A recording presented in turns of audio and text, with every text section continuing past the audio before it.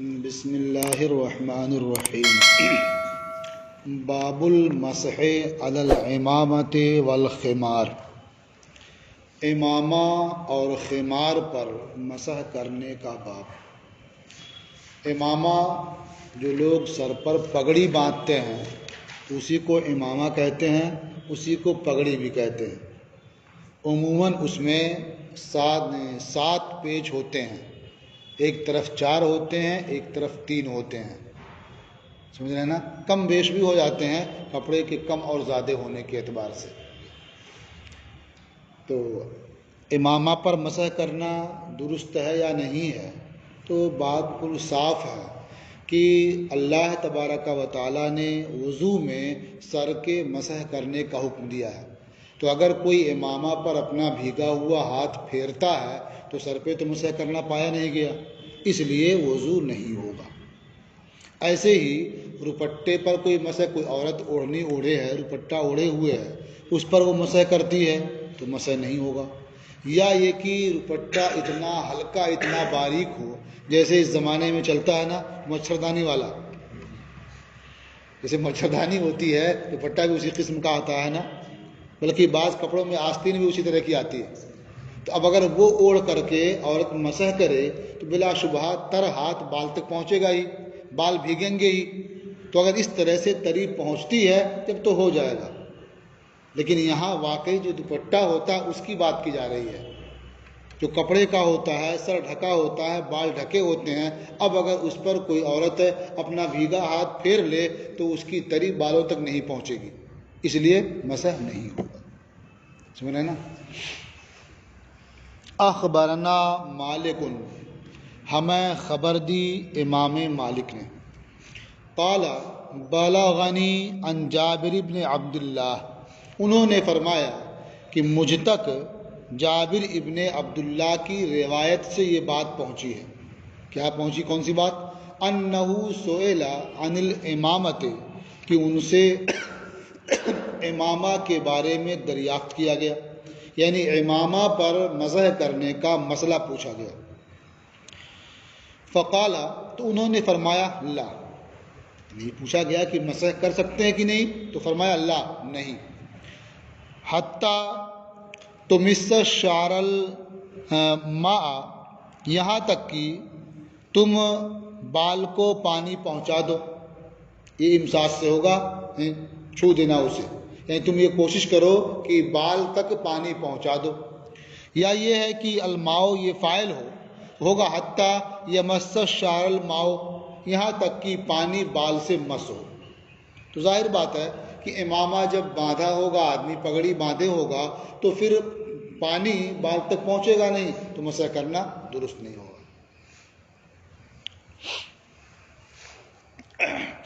قال محمد وبہذا ناخذ، امام محمد رحمۃ اللہ تعالی علیہ نے فرمایا اور اسی کو ہم اختیار کرتے ہیں، وہو قول ابی حنیفہ رحمہ اللہ، اور یہ امام اعظم ابو حنیفہ رحمۃ اللہ تعالی علیہ کا قول ہے، یعنی امامہ پر کوئی مسح کرتا ہے تو مسح نہیں ہوگا۔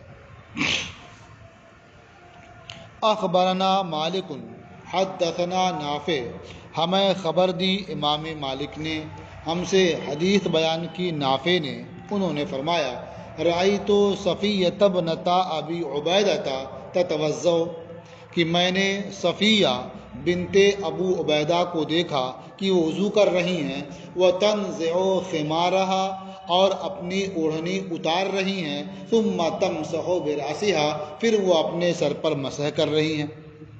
اب یہاں ایک شبہہ یہ ہو رہا تھا کہ جب کوئی خاتون وضو کر رہی ہوں تو انہیں دیکھنا بھی درست نہیں ہے، اور خاتون کے لیے ایسی جگہ وضو کرنا بھی درست نہیں ہے کہ لوگ ان کا چہرہ دیکھیں، پیشانی دیکھیں، یا ان کا بال کھلے مسح کرنے میں تو بال دیکھیں۔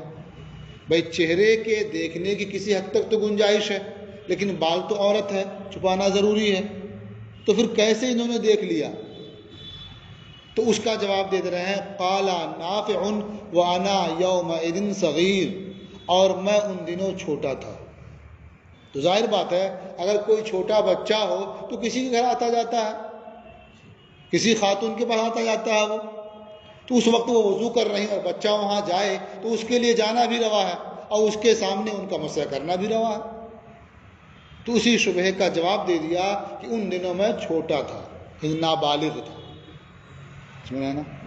تو اور یہ مسئلہ بھی معلوم ہو گیا کہ جب سر پر مسح کرنا ہو تو خاتون اپنا دوپٹہ یا اپنی اوڑھنی اتار لے اور تب مسح کرے۔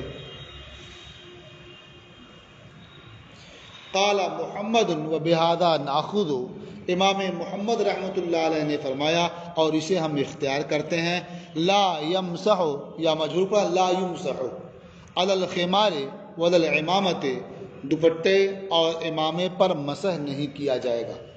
یا لا یمسح معروف پڑھیں گے فاعل ہوگا رجل، یعنی وضو کرنے والا متوضی مسح نہیں کرے گا اوڑھنی پر اور نہ دوپٹے پر۔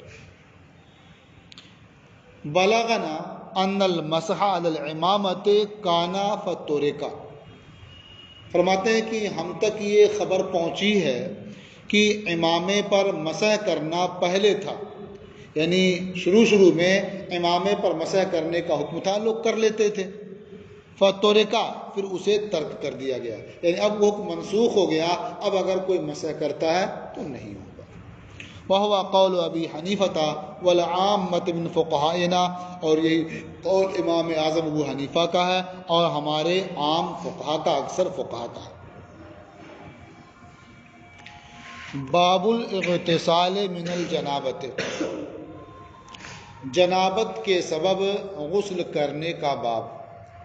آدمی اپنی بیوی سے صحبت کرے تو وہ جنبی ہوتا ہے تو اس کے سبب سے غسل کرنے کا باب، یا آدمی سو رہا ہے اور خواب میں احتلام ہوا اس کے سبب غسل کرنے کا باب۔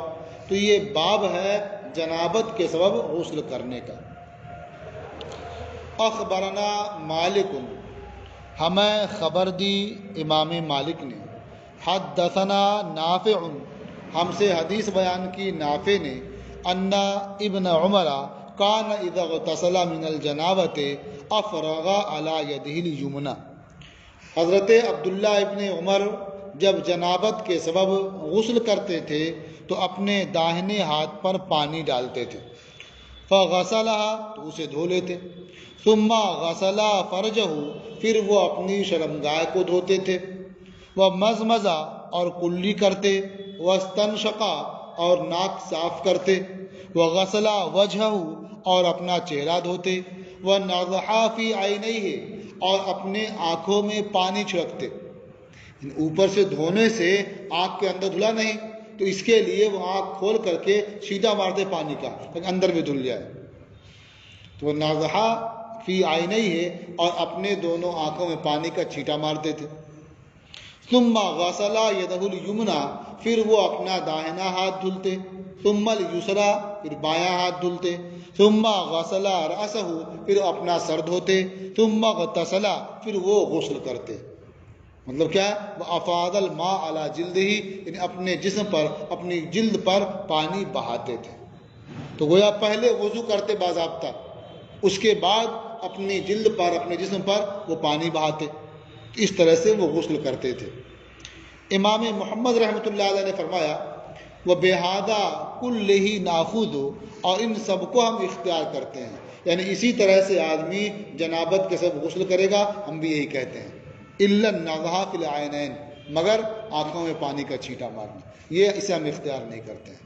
تو گویا پانی، آنکھوں میں پانی چھڑکنا، پانی ڈالنا، یہ وہ اپنا کرتے تھے، لیکن ہم اس کا حکم نہیں دیتے ہیں، ہم یہ قول نہیں کرتے ہیں۔ یہ کہہ سکتے ہیں کہ وہ ان کا اپنا معمول تھا، وہ کرتے تھے، لیکن یہ عام حکم نہیں ہے، سب کسی کے لیے یہ کرنا ضروری نہیں ہے۔ فَإِنَّ ذَلِكَ لَيْسَ بِوَاجِبٍ عَلَى النَّاسِ فِي الْجَنَابَةِ، کیونکہ وہ یعنی آنکھوں میں پانی کا چھینٹا مارنا یہ لوگوں پر جنابت میں واجب نہیں ہے، یعنی آدمی جنوبی ہو جائے اس کے باعث وہ غسل کرے تو اس میں آنکھوں کے اندر بھی پانی کا چھینٹا مارنا یہ ضروری نہیں ہے۔ وَهُوَ قَوْلُ أَبِي حَنِيفَةَ وَمَالِكِ بْنِ أَنَسٍ وَالْعَامَّةِ، اور یہی قول امام اعظم ابو حنیفہ کا ہے، امام مالک ابن انس کا ہے اور اکثر فقہا کا ہے۔ باب الرجل تصیبہ الجنابۃ من اللیل، مرد جسے رات کو جنابت لاحق ہو اس کے غسل کا باب یا اس کے متعلق یہ باب ہے۔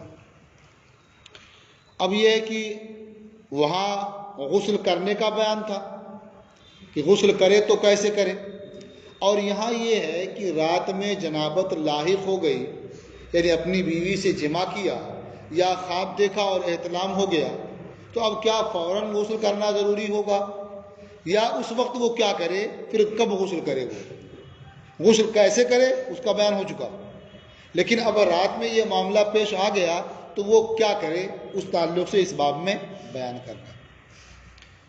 تو باب الرجل تصیبہ الجنابۃ من اللیل، یہ باب ہے کہ آدمی کو رات میں جنابت لاحق ہو۔ اخبرنا مالک، ہمیں خبر دی امام مالک نے، اخبرنا عبداللہ ابن دینار عن ابن عمر، ہمیں خبر دی عبداللہ ابن دینار نے، وہ روایت کرتے ہیں حضرت عبداللہ ابن عمر سے، ان عمر رضی اللہ عنہ ذکر لرسول اللہ صلی اللہ علیہ وسلم انہ تصیبہ الجنابۃ من اللیل، کہ حضرت عمر فاروق اعظم رضی اللہ تعالی عنہ نے اللہ کے رسول صلی اللہ تعالی علیہ وسلم سے ذکر کیا کہ انہیں رات میں جنابت پیش آ جاتی ہے، جنابت لاحق ہو جاتی ہے، تو اب وہ کیا کریں؟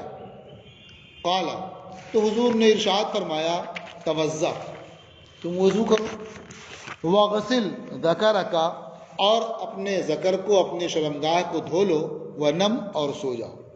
تو اس سے سمجھ میں آیا کہ رات میں جنابت لاحق ہو جائے، آدمی جنبی ہو جائے تو فوراً نہانا یہ لازم نہیں ہے، کہ کیا کام کر لے، وہ وضو کر لے، شرمگاہ دھو لے اور اس کے بعد سو جائے، اتنا کر لینا اس کے لیے کافی ہے۔ اگر ایسا بھی نہیں کیا اور سو گیا یہ بھی جائز ہے، لیکن ایسا کر لے گا یہ اس کے لیے نشاط کا باعث ہوگا، اطمینان کا باعث ہوگا، اور جو چیز لگ چکی ہے اس کے پھیلنے کا اندیشہ ختم ہو جائے گا۔ ظاہر بات ہے آدمی جنبی ہوا تو جہاں بھی منی لگی جسم میں یا کپڑے میں، جا کر کے اسے دھل لیا اور وضو کیا، اب آ کر کے سویا آرام سے، تو اب مزید پسینہ ہو یا گرمی ہو تو اس کے پھیلنے کا اندیشہ ختم ہو جائے گا نا۔ اور ویسے اگر سویا رہا تو جو پاکیزہ طبیعتیں ہوتی ہیں انہیں ویسے نیند بھی نہیں آئے گی۔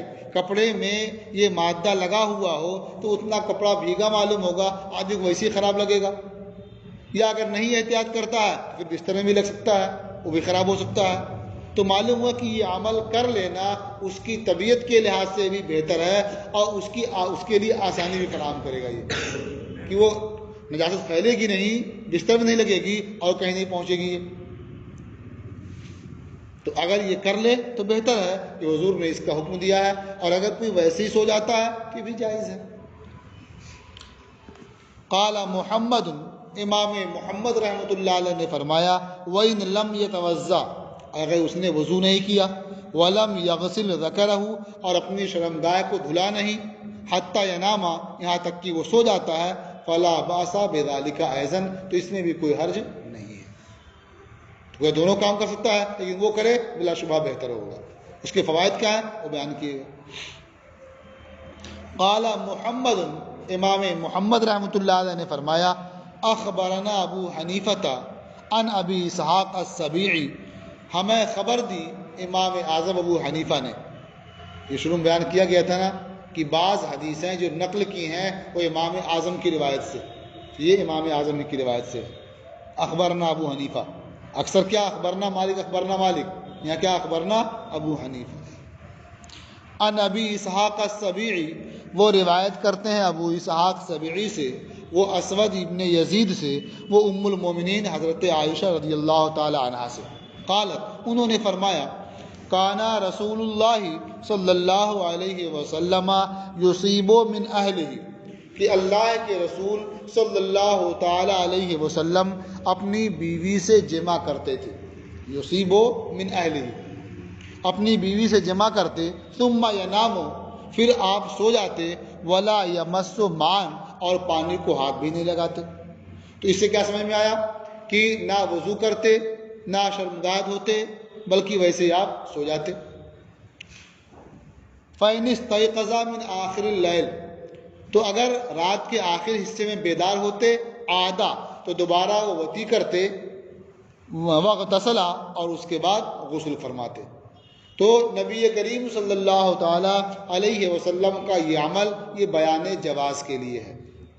جو امام محمد نے فرمایا نا کہ ایسا کر لیا تو ٹھیک ہے اور ایسا نہیں بھی کیا جب بھی کوئی حرج نہیں ہے، تو یہ احادیث ہیں جن کے باعث وہ قول انہوں نے کیا ہے۔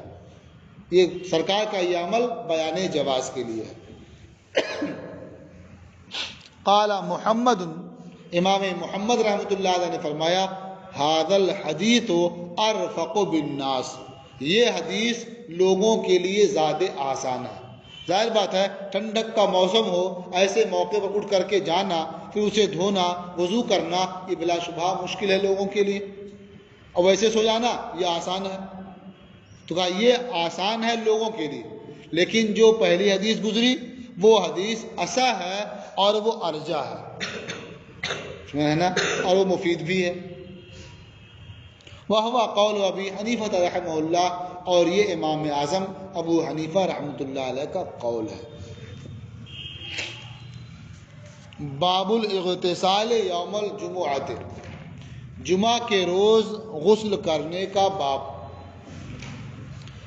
دیکھیے جمعہ کے دن غسل کرنے کا حکم ہے نا، تو یہ جو غسل کرنے کا حکم ہے یہ روزے جمعہ کی وجہ سے ہے یا نماز جمعہ کی وجہ سے ہے؟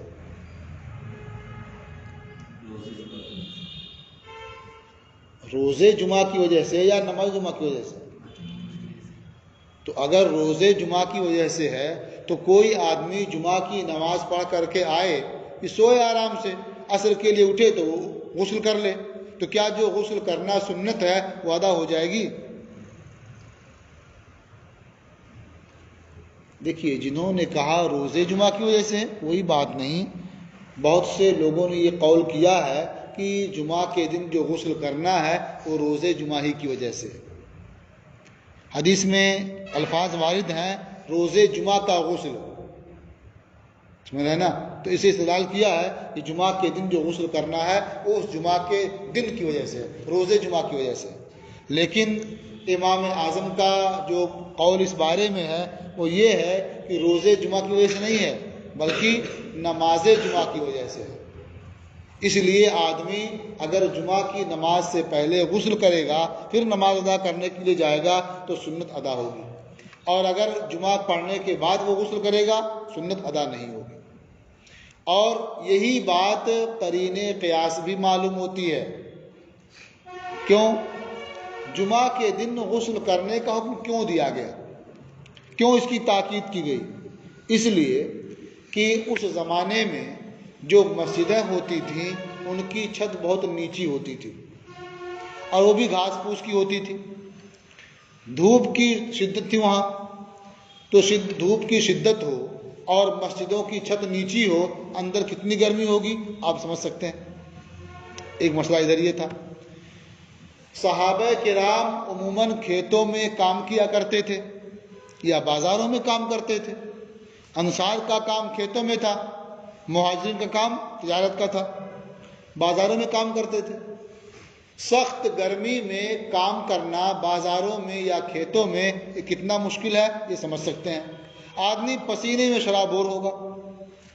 آج کی طرح سے ہلکے اور باریک کپڑے بھی نہیں، موٹے موٹے کپڑے، کسی نے کھالی پہن لیا ہے، کسی نے اونی پہن لیا ہے، تو اس طرح کے کپڑے ہوں گے اور کتنی گرمی ہوگی آپ سمجھ سکتے ہیں۔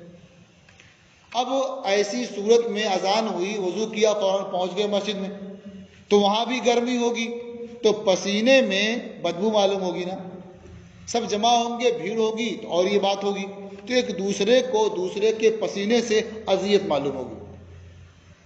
چونکہ عام نمازوں میں اتنی بھیڑ نہیں ہوگی، لوگ جہاں موقع پائیں گے وہاں پڑھ لیں گے، جس مسجد میں موقع ملا وہاں پڑھ لیا، لیکن جمعہ کے حج میں تو پڑھیں گے نہیں، آئیں گے یہاں بھیڑ زیادہ ہوگی۔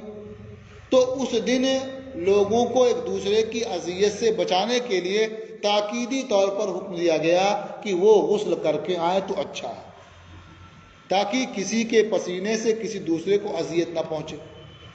اس سے کیا سمجھ میں آیا؟ یہ جو غسل کا حکم ہے یہ جمعہ کے دن کی وجہ سے یا جمعہ کی نماز کی وجہ سے؟ جمعہ کی نماز کی وجہ سے، کیونکہ اگر یہ مسئلہ نہ ہوتا سب کے جمع ہونے کا تو جیسے روز غسل کرنے کا حکم نہیں ہے اس دن بھی حکم نہیں ہوتا. تو اس سے معلوم ہوا کہ جو یہ حکم ہے کہ کس چیز کی وجہ سے ہے؟ نماز جمعہ کی وجہ سے. تو اب اگر کوئی جمعہ کی نماز پڑھنے کے بعد غسل کرتا ہے تو جو سنت ہے وہ ادا نہیں ہوگی. باب الاغتسال یوم الجمعۃ، جمعہ کے روز غسل کرنے کا باب.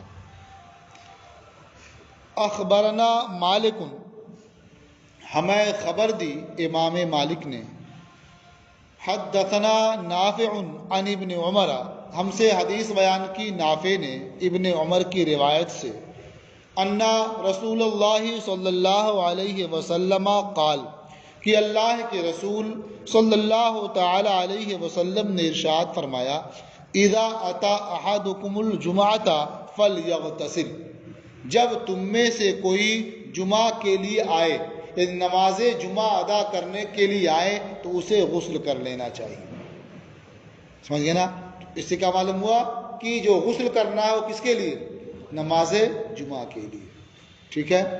اور یہ بھی معلوم ہوا کہ اگر کوئی آدمی صبح فجر کے بعد یا فجر سے پہلے نہا لے جب بھی سنت ادا نہیں ہوگی.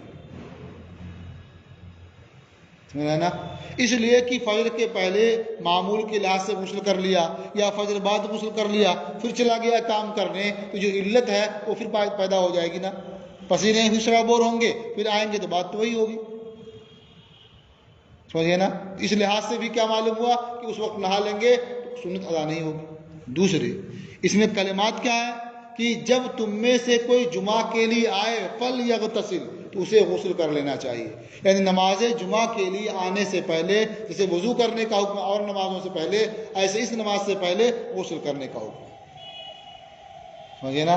تو بہتر یہ ہوتا ہے کہ جب نماز جمعہ کا وقت قریب آئے تو آدمی غسل کرے اور اس کے بعد انہیں خوشبو لگائے، اچھے کپڑے پہنے اور نماز جمعہ کے لیے نکل جائے. اخبرنا مالک، ہمیں خبر دی امام مالک نے، حدثنا صفوان بن سلیم، ہم سے حدیث بیان کی صفوان ابن سلیم نے، ان عطا ابن یسار، وہ روایت کرتے ہیں عطا ابن یسار سے، ان ابی سعید الخدری، وہ روایت کرتے ہیں ابو سعید خدری سے، ان رسول اللہ صلی اللہ علیہ وسلم قال، کہ اللہ کے رسول صلی اللہ تعالی علیہ وسلم نے ارشاد فرمایا، غسل یوم الجمعۃ واجب علی کل محتلم، جمعہ کے دن غسل کرنا یا جمعہ کے دن کا غسل یہ واجب ہے ہر محتلم پر. تو اس سے تو یہ سمجھ میں آتا ہے کہ جمعہ کے دن غسل کرنا سنت نہیں بلکہ واجب ہے. سمجھ میں آتا ہے نا؟ کہتے ہیں یہاں واجب ہے، یہ اصطلاحی واجب نہیں ہے بلکہ یہ واجب ہے اخلاقی طور پر. سمجھ رہے نا؟ جسے کہتے ہیں نا کہ آپ کے اخلاقی فرائض میں سے یہ ہے، تو فرض وہ نہیں اصطلاح والا بلکہ اخلاقی طور پر آپ کے ذمہ ضروری ہے کہ آپ یہ کام کریں. تو اخلاقی طور پر یہ فرض ہے نا کہ کسی کو اذیت نہ پہنچائیں. جب ویسے شرابور جائیں گے پسینے میں تو پسینے سے تکلیف پہنچے گی نا. تو اخلاقی طور پر یہ واجب ہے جمعہ کے دن کا غسل. سمجھا نا؟ یا واجب بمانے موقد ہے، یعنی جمعہ کے دن کے غسل کی تاکید کی گئی ہے کہ اللہ کے رسول صلی اللہ تعالی علیہ وسلم نے اس کے بارے میں حکم دیا ہے. سمجھے نا؟ اور آگے جو ہے کہ ہر محتلم پر جسے احتلام ہو جائے اس پر غسل واجب ہے. تو اگر اسے واجب کا یعنی اصطلاحی معنی مراد لیا جائے اور یہاں بھی کہا جائے کہ محتلم سے مراد کیا ہے؟ جسے احتلام ہو جائے، جو جنبی ہو جائے، تو اب اس پر جمعہ ہی کے دن کیا کسی دن بھی یہ کیفیت ہوگی تو غسل کرنا واجب ہی ہوگا. تو معلوم ہوا کہ یہاں محتلم جو ہے یہ بالغ کے معنی میں ہے، یعنی ہر بالغ پر جمعہ کے دن کا غسل یہ ضروری ہے. بالغ کیوں کہا گیا؟ اس لیے کہ جو بالغ ہوگا جمعہ کی نماز اسی پر نہ فرض ہوگی، وہی نہ جائے گا جمعہ پڑھنے کے لیے، اسی لیے اس پر یہ ضروری ہے. اور جو نابالغ ہیں اسے جانا ضروری ہی نہیں ہے اس کے لیے بھی ضروری نہیں ہے۔ تو معلوم ہوا کہ جمعہ کے روز جو غسل کرنے کا حکم ہے وہ نماز جمعہ کی وجہ سے ہے، اور جس پر جمعہ فرض ہے یعنی جو بالغ ہیں اس کے لیے مؤکد ہے۔ اخبرنا مالک، ہمیں خبر دی امام مالک نے، حدثنا زہری عن ابن السباق، ہم سے حدیث بیان کی زہری نے، وہ ابن سباق سے روایت کرتے ہیں، ان رسول اللہ صلی اللہ علیہ وسلم قال، کہ اللہ کے رسول صلی اللہ تعالی علیہ وسلم نے ارشاد فرمایا، یا معاشر المسلمین، اے مسلمانوں کی جماعت، ھذا یوم جعلہ اللہ تعالی عیدا للمسلمین، یہ ایسا دن ہے جسے اللہ تعالیٰ نے مسلمانوں کے لیے عید بنایا ہے، یعنی مسلمانوں کے لیے عید کا دن ہے۔ فاغتسلوا، تو غسل کرو۔ تو مطلب کیا عید کا دن ہے، جیسے عید کے دن غسل کرتے ہو تو آج بھی غسل کرو۔ تو کیا عید کے دن غسل کرنا واجب ہے اور بقرعید کے دن وہ بھی واجب نہیں؟ تو جس طرح سے عید کے دن غسل کرنا واجب نہیں ہے، اسی طرح سے جمعہ کے دن بھی غسل کرنا واجب نہیں ہے، لیکن وہ عید ہے، لوگوں کا ازدحام ہوتا ہے، وہاں حکم ہے غسل کر کے وہاں بھی نماز پڑھنے جائیں، بہتر ہے۔ تو اسی طرح سے جمعہ کے لیے بھی غسل کر کے جائیں، یہ بہتر ہے، وہ بھی سنت ہے، یہ بھی سنت ہے۔ فاغتسلوا، تو تم غسل کر لو۔ تو معلوم ہے کہ امر جو ہے یہ وجوب کے لیے نہیں ہے، سمجھ گئے نا؟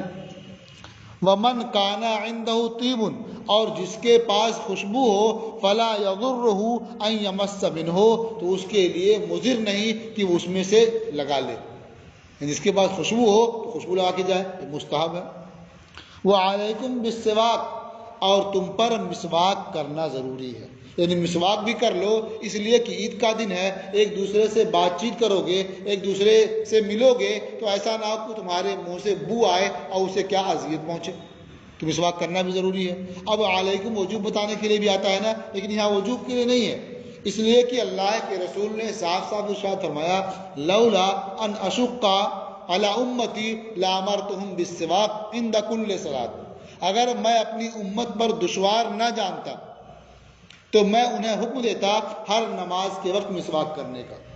تو معلوم ہوا کہ ہر نماز کے وقت مسواک کرنے کا حکم مشقت کا باعث ہے، یہ دشوار ہے، اس لیے یہ مسواک کرنے کا حکم لازمی نہیں ہے، لیکن یہ بہتر ہے، اس کا فائدہ مسلم ہے۔ اخبرنا مالک، ہمیں خبر دی مالک نے، اخبرنی المقبری، ہمیں خبر دی مقبری نے، ان کے بارے میں پہلے آ چکا ہے نا کہ با پر پیش بھی پڑھ سکتے ہیں اور با پر زبر بھی پڑھ سکتے ہیں، کہ مقبرے کے پاس ہی رہتے تھے یہ۔ عن ابی ہریرہ، وہ ابو ہریرہ سے روایت کرتے ہیں، انہ قال، انہوں نے فرمایا، غسل یوم الجمعۃ واجب علی کل محتلم کا غسل الجنابۃ، کہ جمعہ کے دن کا غسل ہر محتلم پر واجب ہے جیسے جنابت کا غسل واجب ہوتا ہے۔ تو اس سے سمجھ میں آتا کہ جنابت کا غسل تو واجب ہے، واجب اصطلاحی جو ہے، تو ایسے ہی جمعہ کے دن کا غسل بھی واجب ہوگا۔ تو کہتے ہیں کہ حضرت ابو ہریرہ کے نزدیک یہ واجب ہی ہے، یعنی جو الفاظ سے ظاہر ہے وہی ان کے نزدیک مراد بھی ہے، اس لیے یہ ان کے مذہب کے مطابق ہے۔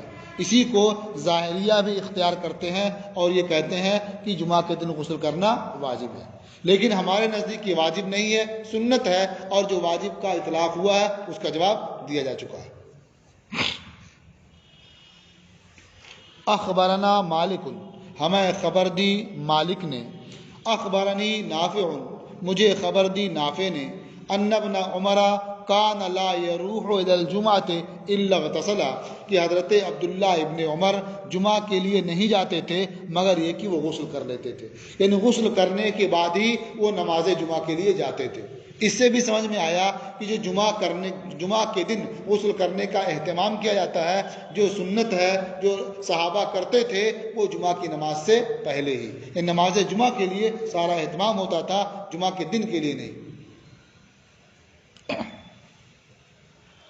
اخبرنا مالک، ہمیں خبر دی مالک نے، اخبرنی الزہری، مجھے خبر دی زہری نے، ان سالم ابن عبداللہ، سالم ابن عبداللہ سے روایت کرتے ہیں وہ اپنے والد سے، ان رجلا من اصحاب رسول اللہ صلی اللہ علیہ وسلم دخل المسجد یوم الجمعۃ، کہ اللہ کے رسول صلی اللہ تعالی علیہ وسلم کے اصحاب میں سے ایک صاحب جمعہ کے روز مسجد میں داخل ہوئے، وہ عمر بن الخطاب یخطب الناس، اور حضرت عمر ابن خطاب لوگوں کو خطبہ دے رہے تھے۔ فقال ایت ساعۃ ھذہ، خطبے کے وقت وہ اندر داخل ہوئے تو آپ نے پوچھا یہ کون سا وقت ہے؟ یعنی جمعہ کے دن ہے تو جو خطبے کی اذان ہوتی ہے اس سے پہلے کم از کم پہنچ جانا چاہیے، تو یہ خطبہ شروع ہے، یہ آنے کا کون سا وقت ہے؟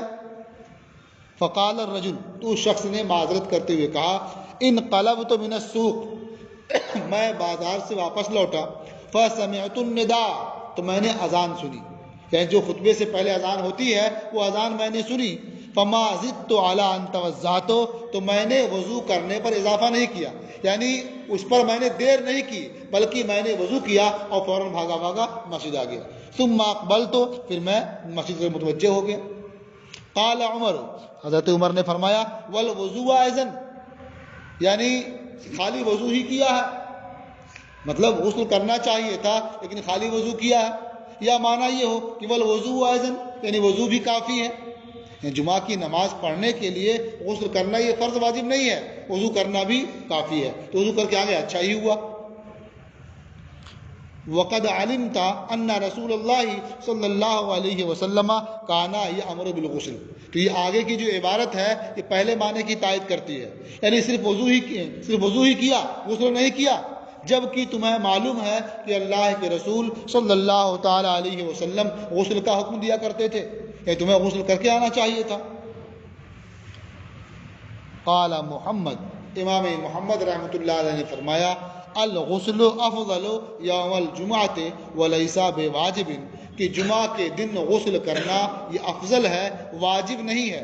وفی ھذا آثار کثیرہ، اور اس سلسلے میں یعنی واجب نہ ہونے کے بارے میں بہت سے آثار وارد ہیں۔